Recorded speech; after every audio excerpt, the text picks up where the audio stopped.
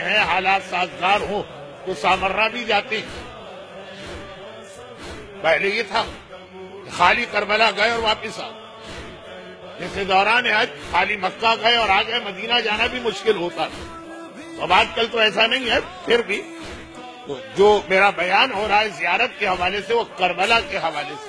کہ اگر کتاب میں لکھا ہے کہ امام معصوم نے فرمایا کہ کربلا میں گوشت نہ کھاؤ، تو آپ کو بہت سے لوگ ملیں جو پہلی دوسری دفعہ کی زیارت میں اس کا بہت خیال کرتے ہیں. اور پھر آپ کو وہ لوگ بھی ملیں گے جو کربلا کے قیام کے درمیان اس بات پہ روزانہ جھگڑا کرتے ہیں کہ آج گوشت کیوں نہیں. میں نے تو ایسے ایسے اس میں جھگڑے ہوتے دیکھے کہ اندازہ ہی نہیں ہوتا کہ یہ لوگ ایسے ہوٹل میں ٹھہرے ہیں کہ کھڑکی کھولتے ہیں سامنے آقا حسین کا حرم نظر آ رہا اور مرغی کی ٹانگ پر جھگڑا ہو رہا ہے. یہ تو بعض باتیں اشارے میں بھی کی جائے تو اچھی نہیں لگتی. اگر زیارت کے سفر کتاب میں یہ لکھا ہے کہ کربلا میں قیام کے درمیان کہا تو بڑی بات ہے، ہنسی اور مسکراہٹ بھی تمہارے چہرے پہ نہ آنے پائے. تو پہلے دو تین مرتبہ کے زیارت کے سفر میں بڑا اس کا خیال رکھا جاتا ہے، اور اس کے بعد یہ حالت ہوتی ہے کہ ذریعہ امام کے سامنے ہے تب بھی کہیں چل رہے ہوتے ہیں آپس میں ہنسی مذاق اور جو نہ وہ انتہا اسلام چاہتا تھا اور نہ یہ والی انتہا. اور اس کے لیے جو خاص ہمیں اصول بتایا گیا کہ زیارت کم کرو. اب کم سے مطلب یہ نہیں ہے کہ زیارت پہ نہ جائے. کم سے وہ مطلب ہے کہ جو میں ہر سال جہاں جہاں 40 کے قریب مجلس پڑھتا ہوں لوگوں کو یاد دلاتا ہوں. یہاں جو کہ کئی سال بعد آیا موقع، اس لیے کافی سال پہلے وہ حدیث پڑھی، لیکن چھوٹی سی حدیث، اور یہ زیارت کا عنوان اب میں مکمل کر رہا ہوں. باتیں تو بہت ساری ہیں، پورا ایک اشرا امام بارگاہ علی رضا خالی زیارت کے عنوان سے پڑھ چکا ہوں، لیکن بس یہ آخری کہ امام معصوم نے راوی سے گرچہ مکے کے بارے میں یہ کہا، لیکن اصول ہر قابل احترام جگہ کی زیارت کے لیے.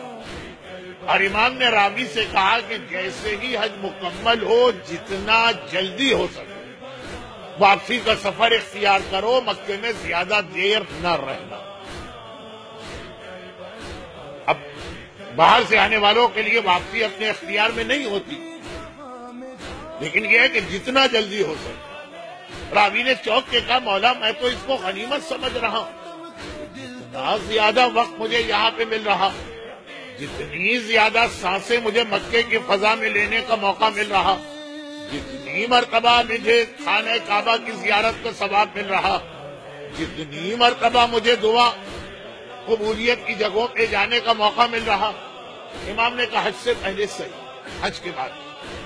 اور پھر خالی ایک جملہ میں اس کی تشریح بھی نہیں کرنا چاہتا کیونکہ وہ جملہ خود اتنا واضح اور مکمل. کہا کہ حج کے بعد تم کعبے کے احترام کو باقی نہیں رکھ سکو گے.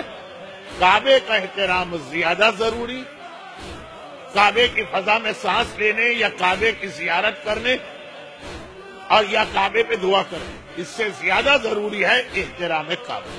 اور دیکھیے اسی کی ایک چھوٹی سی میں مثال آپ کو وہ دے دوں جو میں اکثر یہ مثال بھی دیتا رہتا ہوں، اور وہ یہ ہے کہ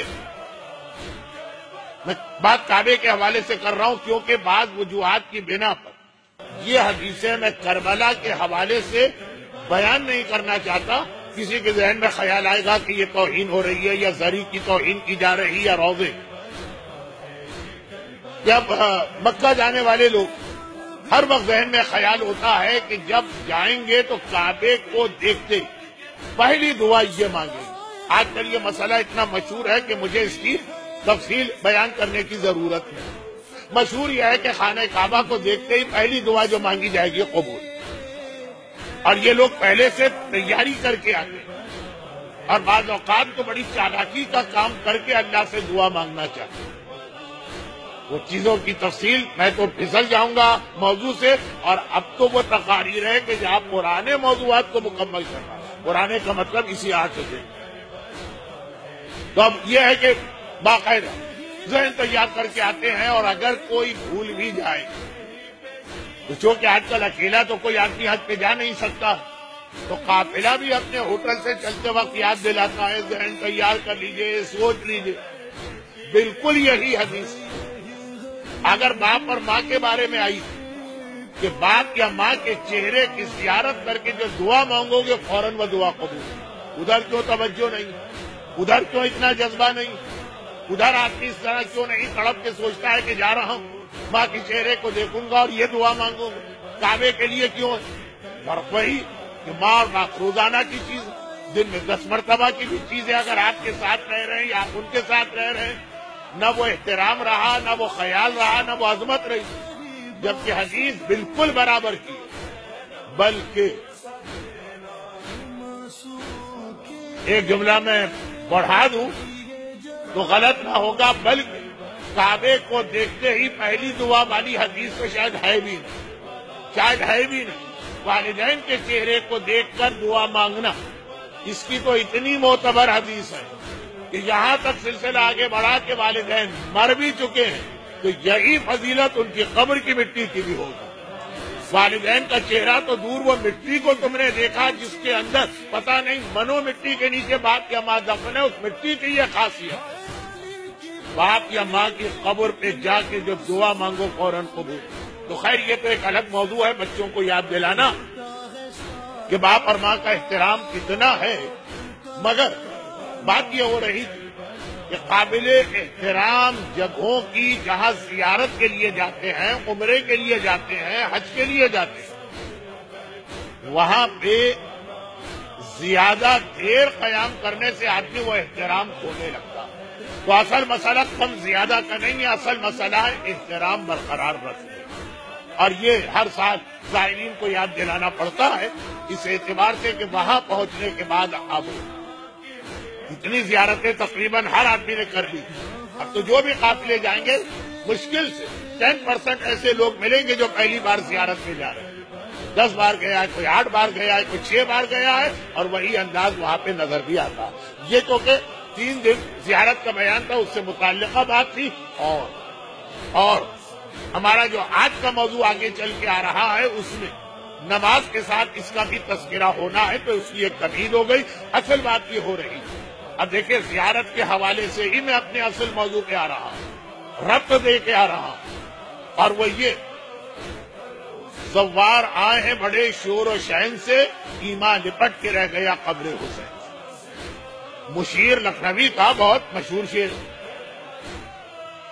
ضمیر کے مشہور شاگردوں میں ایک، اور اپنی ایک خاص فیلڈ کے بڑے ماہر تھے۔ اس طرف میں جانا نہیں چاہ رہا کہ کیا فیلڈ ہے، لیکن یہ آج کا شعر نہیں، یہ کوئی 8-10 سال پہلے کی بات نہیں بیان کر رہے ہیں، یہ چلے کوئی 50 سال پہلے کی بات بھی نہیں بیان کر رہے ہیں، یہ تقریباً 150 سال یا 250 سال پرانا شعر۔ 150 سال پہلے عقیدت زیادہ، 150 سال پہلے احترام زیادہ، گرچہ وہ احترام کچھ زیادہ ہی تھا جو اسلام نے بیان بھی نہیں کیا، بہت زیادہ احترام ہوتا تھا مقدس جگہوں کا۔ مثلا آپ میں سے کچھ کو تو ابھی 50 سال پہلے کا بھی ماحول یاد ہوگا کہ نظر و نیاز کو چکھنے کے بعد ہاتھ آپ بیسن میں نہیں دھو سکتے، آپ کو کیاری تک جانا پڑتا ہوگا ہاتھ دھونے کے لیے۔ یہ صرف 40-50 سال پہلے کی بات، بلکہ شاید 30 سال پہلے کی بات۔ وہ احترام آپ کو یاد ہوتا ہوگا کہ اگر آپ کے یہاں باغی فجر کی نیاز ہے تو نہ کہیں سے ٹکے آئیں گے، نہ کہیں سے کباب آئے گی، نہ کہیں سے نہاری آئے گی، نہ کہیں سے کڑھائی آئے گی، سب گھر میں پکے گی، حتیٰ مٹھائی تک گھر میں بنائی جائے گی، پاکیزگی کے خیال کہ وہاں پتہ نہیں کون بنانے والے ہیں، یہ چیزیں ہم نے نہیں دیکھا۔ مسلمان کے ہاتھ کی چیز پاک ہے، لیکن احترام کی بات میں کر رہا ہوں۔ خواتین تک جو ویسے بہت سارے واجب غسل کرتی بھی نہیں ہیں، لیکن یہ خاص رات کو نہا کے یا صبح نہا کے سار، آپ نے یہ بھی دیکھا ہوگا کورے برتن منگوائے جاتے تھے مٹی کے، کہ نہیں وہ استعمال شدہ برتن دھوئے ہوئے ہیں، پر پانی سے دھوئے ہوئے ہیں، پاک برتن، لیکن بس وہ احترام کے تقاضے۔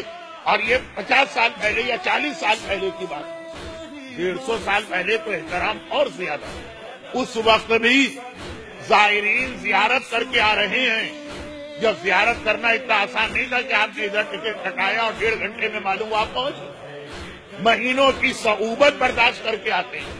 तभी तो वो रिवायतें आती है कि ज़ायरीन के कदमों से उठने वाली मिट्टी गुनाहगारों पे पड़ती है तो उनमें से कितने लोगों के गुनाह माफ हो जाते हैं। तो इतनी जहमत उठा के जाते हैं। वो जो जहमतें थी वो वाले ज़ाहिर और मुशीर लखनवी ने इतने वाकयात देखे।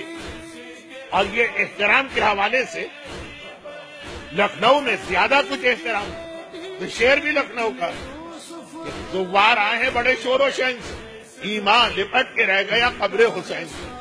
जिस हालत में गए थे उससे खराब हालत में वापस आ गए। ईमान को वहीं छोड़ लेके गए थे, वहीं छोड़ के आ गए। ईमान कब मोमिन से अलग हो जाता है, ये कल रात की मजलिस। और जियारत के हवाले से मुशीर लखनवी का पैगाम, मैं इस पर ज्यादा बात नहीं करना चाहता हूँ। एक पूरा अशरा पढ़ भी चुका हूँ और मौजू बिल्कुल बदल भी जाएगा। और मेरी मालूमात के मुताबिक जाने वाले ज़ायरीन एक कसीर तादाद में अब चले भी गए, लेकिन रब्त वहां से मिलाना है कि जियारत जैसा अहम फरीजा वो जिसमें इतनी बरकतें अल्लाह देता है। ज़ाहिर हुसैन से खुश होकर कहता है मांगते, तू क्या मांग रहा? अब कुब्बे के नीचे की दुआ तो फौरन कबूल है। इसके अलावा ज़ाहिर की हर दुआ अपने